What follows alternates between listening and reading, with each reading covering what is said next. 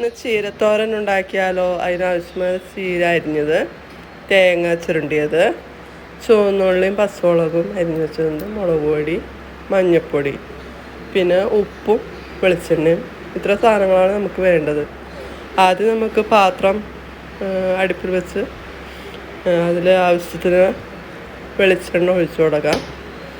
ആ വെളിച്ചെണ്ണ ചൂടായി കഴിയുമ്പോൾ നമുക്ക് അരിഞ്ഞു വെച്ചിരിക്കുന്ന പച്ചമുളകും ചുവന്നുള്ളിയും ചേർത്ത് നന്നായി വഴറ്റിയെടുക്കാം.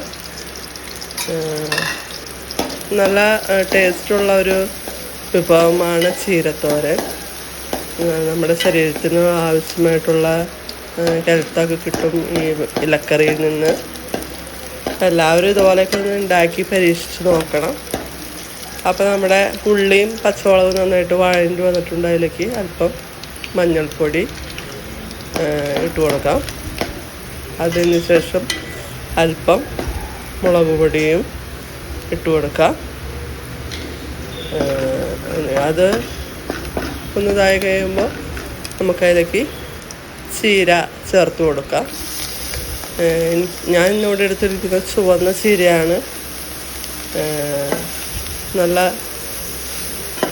ഭംഗിയുണ്ട് കാണാനും, ഇത് കഴിക്കാനും നല്ല ടേസ്റ്റാണ്. അപ്പോൾ ചീര ഇട്ട് കൊടുത്ത് അത് നന്നായിട്ട് ഇളക്കി വഴറ്റി കൊടുക്കുക. അതിനുശേഷം നമ്മൾ ചീരയിലേക്ക് ആവശ്യമായ പാകത്തിന് ഉപ്പും കൂടി ചേർത്ത് കൊടുക്കണം. അതിന് പാകത്തിനുള്ള ഉപ്പ് ചേർക്കാം.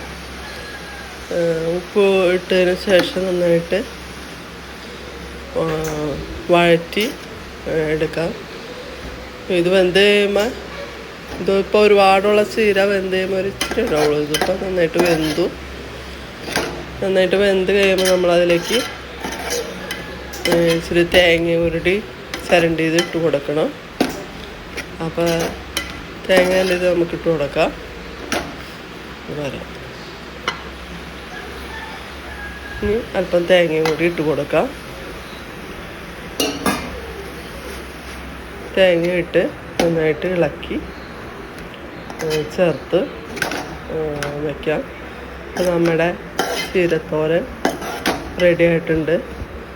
കുട്ടികൾക്കും എല്ലാവർക്കും ഇത് നമ്മൾ ഉണ്ടാക്കി കൊടുക്കുക. ഇലക്കറികളൊക്കെ നമ്മുടെ ശരീരത്തിന് ആവശ്യമായ ഒരു ആഹാരമാണ്.